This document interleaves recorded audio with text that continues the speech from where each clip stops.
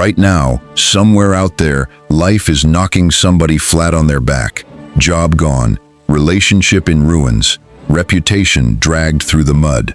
And here's the thing nobody tells you. That exact moment, the one that feels like the end, can actually be the moment a completely different version of you gets built. 500 years ago, a man named Machiavelli lost everything. His job, his status, his freedom. He got locked up, tortured on the rack, and tossed out of the only world he'd ever known. Most folks in that position would have stayed down for good. Instead, he turned every ounce of that pain into the sharpest political mind Europe had ever seen, and wrote a book that's still shaking the world 5 centuries later. Today we're breaking down exactly how you take a gut punch from life and turn it into a weapon nobody sees coming. Stick around, because this one's going to change how you look at every hard season you've ever been through. Let's get into it. What's up? Welcome back to The Hidden Mind, the channel built for people who are done playing small and ready to actually understand how power, psychology, and human nature really work behind the curtain. If this is your first time pulling up, do yourself a favor right now and hit that subscribe button, because we drop videos every single week made to toughen you up from the inside out. And if you've been riding with us for a minute already, you already know what time it is. Smash that like button before you forget. Drop a comment down below and let us know what kind of hard season you're pushing through right now. Share this video with somebody who's going through it and needs a reminder that they're not done yet. And if you want to go the extra mile, there's a super thanks button sitting right under this video, and every bit of that support keeps this whole operation running. Alright, let's get into today's topic, because it's a heavy one, but it's one of the most important lessons Machiavelli ever left behind. He didn't write from some comfortable palace looking down at the world. He wrote from the ashes of his own life, after everything got taken from him. And what he figured out in that darkness is exactly what we're unpacking today. How to take the worst moments of your life and forge them into something sharp, something useful, something that makes you flat out dangerous in the best possible way. Let's dive in. Chapter 1. Pain is raw material, not a life sentence. Let's start right here, because this is the foundation everything else in this video is built on. Most people treat pain like it's a verdict. Something bad happens, and they immediately decide that's just how their story ends. That's just who they are now. Broken, defeated, done. But here's what Machiavelli understood, on a bone-deep level. Pain by itself doesn't determine anything. What determines everything is what you do with it after the fact. Pain is raw material. It's the metal before it hits the forge. Left alone, it just sits there, rusting, dragging you down. But run it through fire, run it through pressure, and that same metal becomes a blade. Think about what actually happened to Machiavelli. He wasn't some detached scholar theorizing about power from a safe distance. He served in the Florentine government for years, rose up, built real influence, and then the political winds shifted, and he lost it all in one brutal stretch. He got accused of conspiracy, thrown in prison, and tortured using a method called strappado, where they'd tie your hands behind your back and hoist you up by them, dislocating your shoulders in the process. That's not a metaphor. That's real, physical, life-altering pain. And after all of that, after his career, his freedom, and his body took that kind of hit, he didn't just disappear into bitterness. He sat down at a desk in a tiny farmhouse outside the city and wrote the book that would outlive every single person who wronged him. That's the blueprint right there. The goal isn't to pretend the pain didn't happen or to rush past it like some toxic positivity nonsense you see online. The goal is to actually sit with it, study it, and then decide what you're going to build with it. Ask yourself what this specific hard season is teaching you about people, about yourself, about what you're actually capable of surviving. Because here's the truth. You're way tougher than you think you are, but you usually don't find that out until life forces the issue. The person who loses the job discovers skills and hustle they never knew they had. The person who gets betrayed learns to read people on a whole new level. The person who hits rock bottom financially learns discipline that a comfortable life would have never taught them. None of that means the pain was good. It means the pain, handled right, becomes fuel instead of just damage. Chapter 2. Stop asking why me. Start asking what now.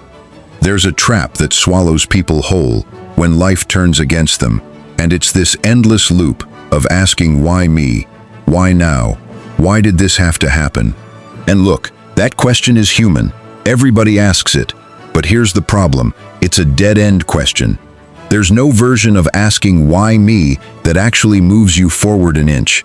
It just keeps you circling the drain, replaying the unfairness of it all, while the clock keeps ticking and your situation stays exactly the same or gets worse.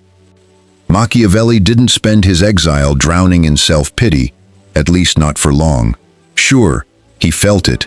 He wrote letters to friends describing his misery in that period, the boredom, the humiliation of his fall from grace. He was human, not a robot, but he didn't stay stuck there. At some point he made a decision, a hard, deliberate decision, to shift the question from, why is this happening to me, to, what am I going to do about it right now with what I've actually got left? That shift is everything. That shift is the difference between a victim and a strategist. Here's how you actually make that shift in real life, because it's not just a nice quote, it's a practice. When something rough happens, give yourself a window, and I mean an actual window, not an indefinite one, to feel it, grieve it, rage about it, cry if you need to, whatever that looks like for you. But set a mental timer on that phase, and when that window closes, force yourself to ask the only question that actually matters going forward. Given where I'm standing right now, what's my very next move? Not the whole 5-year plan, just the next move. What's one thing I can do today that moves me an inch out of this hole? That question, asked over and over, day after day, is literally how people rebuild entire lives from nothing. It's slow, it's not glamorous, but it works every single time you actually commit to it. Chapter 3. Turn your wounds into intelligence. Here's something cold and focused people understand that most people never figure out. Every wound you survive comes with information attached to it, if you're willing to actually look. Got betrayed by a business partner? That's not just pain, that's a masterclass in what the early warning signs of betrayal actually look like. Information you can use for the rest of your life to protect yourself. Got blindsided by a layoff you didn't see coming? That's a lesson in exactly how fragile relying on one single source of income really is. And it's going to push you to diversify in ways your old, comfortable self never would have bothered to. Machiavelli's entire philosophy runs on this exact idea, that studying the harsh, ugly realities of how power actually works, instead of how we wish it worked, is what keeps you from getting blindsided again and again. He watched rulers get overthrown, watched alliances crumble, watched trusted advisors turn into assassins, and instead of just cataloging tragedy, he extracted the pattern underneath it all. What conditions led to that downfall? What could that person have seen coming if they'd been paying attention? That's the exact same work you need to do with your own painful chapters. Grab a notebook, seriously, and after you've given yourself that grieving window we just talked about, sit down and actually break down what happened. Not to torture yourself, but to extract the intel. What were the warning signs you missed, if any? What patterns led up to this moment? What would you do differently if you saw the exact same setup coming again? This isn't about blaming yourself for everything that happened. Some stuff really is just bad luck, straight up unfair circumstances nobody could have predicted. But most painful situations, if you're honest with yourself, do carry some lesson buried inside them. And the people who consistently come back stronger are the ones who mine that lesson out, instead of just carrying the pain around like dead weight for years with nothing to show for it. Chapter 4. Build your strength where nobody's watching. One of the most powerful things about hitting rock bottom is that it usually happens away from the spotlight. Nobody's clapping for you while you're rebuilding. Nobody's posting about your comeback while you're still deep in the grind of actually making it happen. And honestly, that's a gift, even though it doesn't feel like one at the time. Machiavelli wrote The Prince in near total isolation, in a small farmhouse, cut off from the political world he used to move through with ease. Nobody was watching him work. There was no audience, no applause, just him, a desk, and the raw material of everything he'd learned and lost. There's a particular kind of strength that only gets built in private, when you're doing the unglamorous work of putting yourself back together, with nobody around to witness it or validate it. It's the version of you that shows up at 5 in the morning to work on a skill nobody knows you're building yet. It's the version of you that keeps showing up to therapy, to the gym, to the job search, to the budget spreadsheet, even when there's zero external reward for doing it that day. That private, unwitnessed strength is exactly what makes a comeback so powerful when it finally does show up in public, because it's not built on hype, it's built on actual reps, actual work, actual grit that happened when nobody was clapping.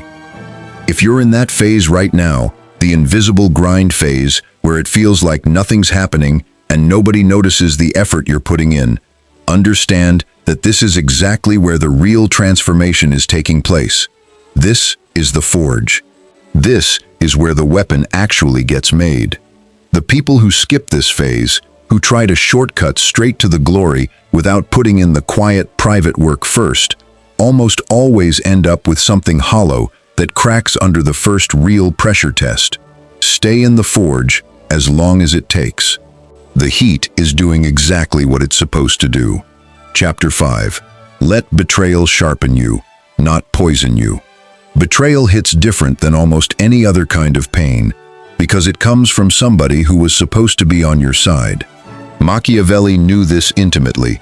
He watched allies flip on each other constantly in the political world he operated in, and he himself got accused, likely wrongly, by people who should have vouched for him. Betrayal has this unique way of making you question not just the person who did it, but your own judgment, your own ability to read people, your own sense of safety in trusting anybody ever again. Here's the fork in the road that betrayal always puts in front of you. One path leads to poison, where you let that betrayal calcify into permanent bitterness, permanent walls, a permanent inability to ever trust or connect with anyone again. That path feels protective in the moment, but it's actually a slow-motion prison sentence you're building for yourself. The other path leads to sharpening, where you take what that betrayal taught you about reading people, about setting boundaries, about not handing out unlimited access to your life without it being earned, and you apply that lesson going forward without shutting the door on trust entirely. The sharpened version of you isn't naive anymore. That part's true. Betrayal knocks the naivety right out of you, and honestly, that's not always a bad thing. But the sharpened version of you also isn't closed off completely, because a life with zero trust in anybody is barely a life at all. It's just isolation dressed up as self-protection. The goal is to come out of betrayal more discerning, not more closed. More able to spot red flags early, not less willing to ever open up again. That's a fine line to walk, and it takes real intentional work to walk it, but it's absolutely possible, and the people who manage it come out the other side of betrayal with a kind of wisdom about human nature that people who've never been burned simply don't have access to yet. Chapter 6. Necessity builds what comfort never could. There's a blunt truth buried in a lot of Machiavelli's writing. Comfort rarely produces greatness. It's necessity, real pressing need, that forces people to develop skills, grit, and resourcefulness they never would have bothered developing if life had just stayed easy and predictable.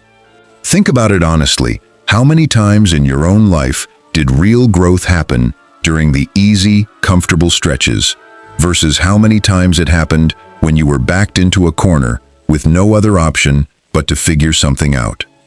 When life turns against you, when you lose the job, the relationship, the financial cushion, whatever it is, you get thrown into exactly this kind of necessity, whether you asked for it or not. And here's the thing. Necessity is an absolutely brutal teacher, but it's also an incredibly efficient one.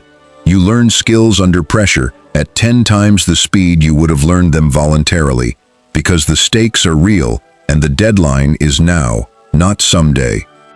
People who go through genuine hardship and come out the other side often develop a kind of resourcefulness, a kind of scrappy problem-solving instinct that people who've had everything handed to them their whole life simply never had the occasion to build. This doesn't mean you should go looking for hardship on purpose. That's a different kind of foolishness entirely. But when hardship shows up uninvited, and it will, for every single person eventually, the move is to recognize what it's actually offering you underneath all the pain. It's offering you a crash course in skills you didn't know you needed. It's forcing you to get resourceful, to network in ways you were too comfortable to bother with before, to learn financial discipline you'd been putting off, to develop an inner toughness that a soft, easy life simply doesn't require. Lean into that necessity instead of just resenting it. The skills you build under real pressure right now are going to serve you for the rest of your life, long after this particular hard season is nothing but a memory. Chapter 7. The comeback is always louder than the setback. Here's something worth remembering on your darkest days in the middle of a hard season. Nobody remembers the setback nearly as long or as vividly as they remember the comeback. Think about anybody you genuinely admire. Anybody whose story actually moves you. Chances are it's not the story of everything going smoothly for them the whole way through. It's the story of them getting knocked down hard and getting back up anyway. The setback is just the setup. The comeback is the actual story people remember and respect. Machiavelli's own story proves this out perfectly. If you ask most people today what they know about him, they're not thinking about the guy who got tortured and exiled from Florence. They're thinking about the guy who wrote one of the most influential books in the history of political thought. The torture, the exile. All of that became a footnote, a backstory, to the comeback that actually defined his legacy. That's how it works for basically everybody who's ever rebuilt something meaningful out of the wreckage of a hard fall. This matters right now, in whatever season you're currently in, because it's easy to feel like this rough patch is going to define you forever, like everybody's watching you fail, and that's the story that's going to stick. But that's almost never actually true. What sticks, what people actually remember and respect, is what you do next. Nobody's writing your obituary in the middle of your worst month. You've still got the pen in your hand, and the next chapter, the comeback chapter, is the one that's going to carry way more weight than this current setback ever will, as long as you keep writing it instead of putting the pen down for good. Chapter 8. Become dangerous through competence, not cruelty. When we talk about turning yourself into a weapon after life knocks you down, it's important to get real clear on what that actually means, because it's easy to misread this as some call to become cold, ruthless, or cruel to the people around you. That's not it at all. The kind of dangerous Machiavelli was actually pointing towards is the dangerous that comes from raw competence, from being so capable, so skilled, so self-reliant, that you're never easy to push around or take advantage of again. Think about what actually makes somebody hard to mess with in the real world. It's not aggression, it's not meanness, it's competence. It's the person who can fix their own problems, who's built multiple income streams so one setback doesn't sink them, who's developed emotional intelligence sharp enough to see manipulation coming from a mile away, who's physically and mentally resilient enough to handle a crisis without falling apart. That version of dangerous doesn't hurt anybody. It just makes you extremely hard to exploit, extremely hard to knock down permanently, and extremely valuable in any room you walk into. This is the weapon you're actually building when life turns against you and you handle it right. Every skill you pick up out of necessity during a hard season, every piece of resilience you build, every red flag you learn to spot after getting burned once, All of that stacks up into a version of you that's simply harder to defeat next time. Not because you've become mean or closed off, but because you've become competent and switched on in ways your old, more comfortable self never had a reason to be. That's the real weapon. Competence, resilience, awareness. Build those relentlessly, and you become the kind of person life has a much harder time knocking flat ever again. Chapter 9. Rebuild your foundation stronger than it was before. Here's a mistake a lot of people make when they're climbing back from a hard season. They rush to rebuild the exact same life they had before as fast as humanly possible. Because that old life felt safe and familiar, even if it was actually kind of shaky underneath the surface. But if you got knocked down in the first place, chances are there was some kind of structural weakness in how that old life was built, whether it was financial, relational, or just a mindset that left you vulnerable to getting blindsided the way you did. Machiavelli didn't just want to get his old government job back after his exile and pretend nothing had happened. Sure, part of him probably wanted exactly that, the comfort of the familiar. But the work he actually did during that period, the deep, honest analysis of power and human nature that became the prince, came from him rebuilding his understanding of the world from the ground up, not just patching the old version back together and hoping for the best. Apply that same principle to your own rebuild. Instead of scrambling to recreate exactly what you had before as fast as possible, take a beat and ask yourself what made that old structure vulnerable in the first place. If it was a job loss, was all your financial security tied to one single income source with zero backup plan? If it was a relationship falling apart, were there boundary issues or communication patterns that quietly weakened things long before the actual collapse? Rebuilding stronger means addressing those structural weaknesses directly, not just slapping a fresh coat of paint over the same cracks and hoping they don't show up again down the line. It takes longer, it's less immediately satisfying than just snapping back to normal, but the version of your life you build this way is genuinely more solid, more resilient, and a whole lot less likely to crumble the exact same way if a similar storm ever rolls through again. Chapter 10. Let your enemies teach you what your friends never will. This one's counterintuitive, but it's one of the sharpest lessons buried in Machiavellian thinking. Your friends, the people who genuinely love you, are usually going to be gentle with their feedback. They soften things, they protect your feelings, they tell you what you need to hear, wrapped in a whole lot of cushioning so it doesn't sting too bad. That's not a bad thing, that's what love often looks like. But it also means your friends are rarely going to give you the full, unfiltered picture of your blind spots. Your enemies, on the other hand, or just the people who genuinely wronged you, they don't have that same incentive to soften anything.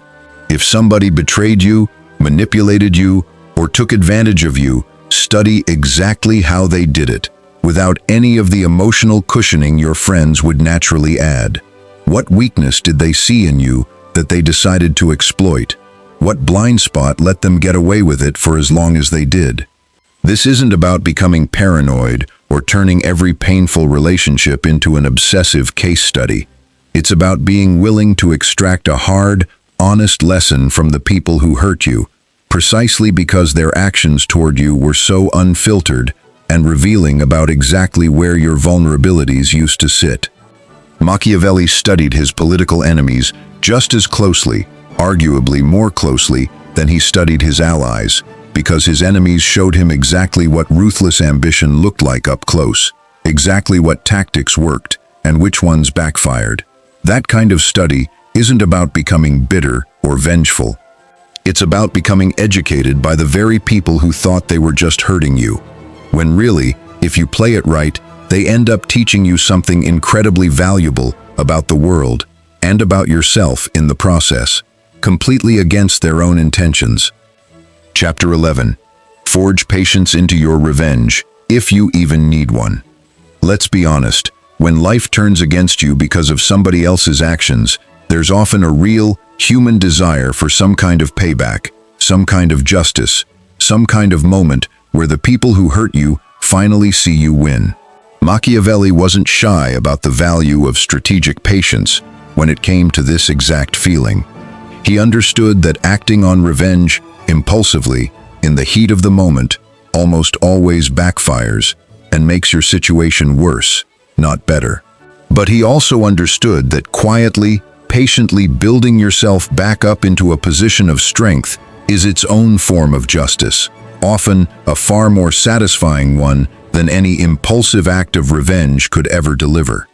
The real move here isn't plotting against anybody or wasting your energy scheming about how to get back at people who wronged you. The real move is simply becoming so successful, so solid, so clearly thriving that your comeback speaks louder than any confrontation ever could. This is patience as a weapon in its purest form. You let your results do the talking. You let the people who doubted you, who hurt you, who counted you out, watch from the sidelines as you quietly rebuild into something stronger than what they tore down. This kind of patience takes real discipline, especially in those early, raw moments when the hurt is fresh and the urge to lash out feels almost unbearable. But channel that energy into your own growth instead. Every hour you spend obsessing over people who wronged you is an hour you're not spending on your own rebuild. Redirect all of it.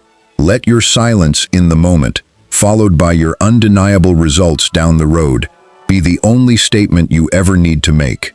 That's a far colder, far more effective form of power than anything loud or impulsive could ever achieve. Chapter 12. Turn your story into something that protects you. Last point here, and it ties everything together. Once you've been through a hard season and come out the other side stronger, your story itself becomes a kind of armor. Machiavelli's reputation, forged out of exile and hardship, followed him for the rest of his life and honestly follows him 500 years later. That reputation, built through what he survived and what he produced afterward, became a form of protection and influence all on its own, completely separate from any single act or decision. The same thing happens for you when you come through a hard season and actually apply everything we've talked about today. Your story of getting knocked down and rebuilding smarter, stronger, and more capable becomes something people respect, something that precedes you, something that makes people think twice before trying to take advantage of you again, because your track record now says loud and clear that you don't stay down. That reputation, earned the hard way through real struggle and real growth, is worth more than any comfortable, easy story could ever be worth. It's proof, to yourself more than anybody else, that you're the kind of person who turns wreckage into raw material, and raw material into an actual weapon. Chapter 13. Stop waiting for permission to start over. One of the sneakiest things that happens after life turns against you is this quiet belief that you need somebody's permission or some perfect moment before you're allowed to actually start rebuilding. You wait for the apology that might never come. You wait for the job market to feel less scary. You wait to feel 100% ready before making a single move. Machiavelli didn't have the luxury of waiting around for permission, and honestly, neither do you. Nobody was going to hand him back his old position. Nobody was going to clear his name for him. Nobody was coming to save him from the farmhouse he was stuck in. If he wanted a different outcome, he had to create it himself, on his own timeline, starting from exactly where he stood, battered reputation and all. This is a trap so many people fall into without even realizing it. This idea that real change has to wait for ideal circumstances. Truth is, ideal circumstances basically never show up on command. The people who actually turn their situation around are the ones who start building with whatever cracked, imperfect materials they've got on hand right now, today, instead of holding out for some future version of themselves that magically feels ready. You don't need permission from an ex, a former boss, a family member, or even your own self-doubt. You need one small action today that moves you forward, and then another one tomorrow. That's genuinely the whole formula. It's not exciting, it's not dramatic, but it's exactly how every single comeback story you've ever admired actually got built behind the scenes, one unglamorous, unauthorized step at a time. Give yourself permission right now, in this exact moment, to start wherever you're standing. Not when you feel ready, not when the apology arrives, not when the perfect opportunity magically lands in your lap. Right now, with whatever you've got, however small it feels. That's the actual starting line, and the sooner you stop waiting for someone else to fire the starting gun, the sooner you actually start moving. Chapter 14. Guard your new foundation like it's sacred. Here's a mistake that trips up a lot of people during a real comeback, and it's worth calling out directly. Once things start turning around, once you start feeling a little steadier, a little more capable, there's a real temptation to let your guard back down completely, to fall back into the exact same habits, the exact same blind trust, the exact same patterns that left you exposed the first time around. Machiavelli was extremely clear about this in his writing, that security, once regained, has to be actively maintained, not just assumed to be permanent because things are going well again for the moment. Think of your comeback like a newly built structure, one you put real blood, sweat, and hard lessons into constructing. That structure deserves protection, not carelessness. This means staying disciplined with whatever new boundaries you built during your hardest season, even once the crisis has passed and life feels comfortable again. It means not immediately extending full, unearned trust back to people or situations that resemble the ones that hurt you before.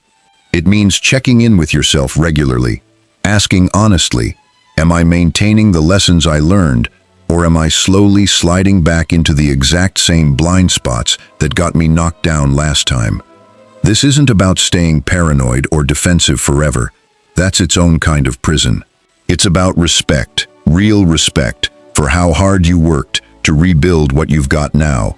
You earned this new foundation through real struggle, and it deserves to be maintained with the same seriousness you used to build it in the first place.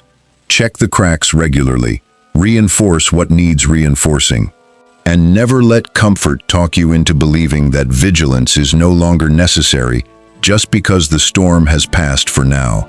Storms have a habit of circling back, and the version of you that stays sharp, even in calm weather, is the version that never gets caught off guard the same way twice. Chapter 15. Become the proof other people needed. Here's the last piece of this puzzle, and it's the part that actually gives your whole hard season a purpose beyond just your own personal comeback. Somewhere out there, right now, somebody else is standing exactly where you were standing at your lowest point. They're getting knocked down the same way you got knocked down. They're asking the same why me question you were asking. And whether you realize it or not, the way you handle your own comeback, the way you turn your pain into fuel instead of letting it flatten you for good, becomes proof for that person that it's actually possible to come back from this kind of thing. Machiavelli couldn't have known, sitting in that farmhouse with dislocated shoulders and a ruined reputation, that his story would end up inspiring resilience in people 500 years later who never met him and never will. He wasn't writing to become a symbol of comeback culture. He was just doing the work in front of him, day by day, using the only tools he had left, a pen, some paper, and a sharpened mind full of hard-won lessons. But that work outlived him by centuries, and it still hits people today exactly the way it's hitting you right now. You don't need a massive platform or a dramatic public story for this to apply to you. It might just be your kid watching how you handle a hard season and quietly learning that setbacks aren't the end of the world. It might be a friend who's going through something similar, watching how you rebuild and drawing courage from it without you even realizing they're paying attention. It might be a future version of yourself, years down the road, looking back at this exact chapter as proof that you're capable of surviving and rebuilding from absolutely anything life throws at you. Either way, every ounce of effort you put into turning this hard season into strength is never wasted, even on the days it feels invisible and thankless.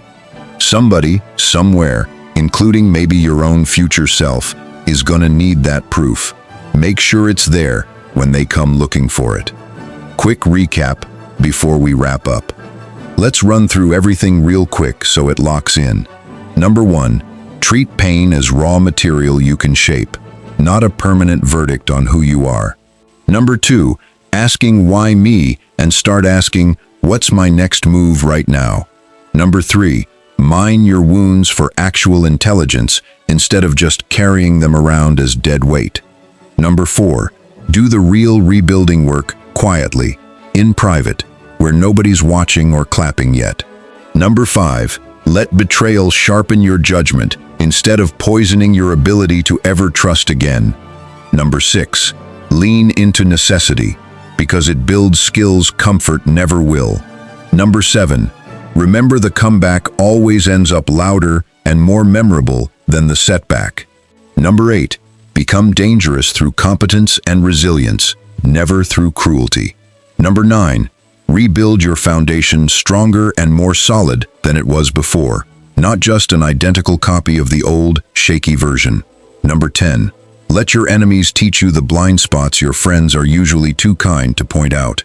Number 11, forge patience into your comeback instead of chasing impulsive revenge. Number 12, understand that your story of coming back stronger eventually becomes its own form of protection and quiet power. Number 13, stop waiting for permission or perfect circumstances. Start with whatever you've got right now, today. Number 14, guard your new foundation once you've rebuilt it, because comfort has a way of tricking people back into the same blind spots that got them knocked down the first time. And number 15, remember that your comeback becomes proof for somebody else out there who needs to see it's possible, even when you never find out who that person is. None of this happens overnight, and if you're in the thick of a hard season right now, some of this might feel a little too clean, a little too tidy compared to how messy and painful your actual situation feels day to day. That's real, and that's okay. Healing and rebuilding are not straight lines. They're messy, 2 steps forward, 1 step back kind of processes. But the direction matters more than the speed. Keep asking what's next instead of why me.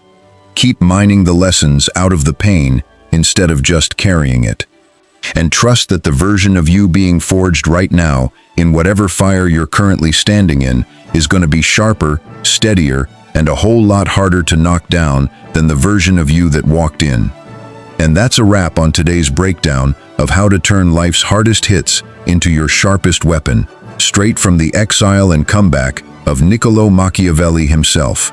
If you're going through something rough right now, I hope this gave you at least a little bit of fuel to keep pushing forward, because whatever you're facing, it does not get the final say on your story unless you let it. If this video actually resonated with you, smash that like button right now.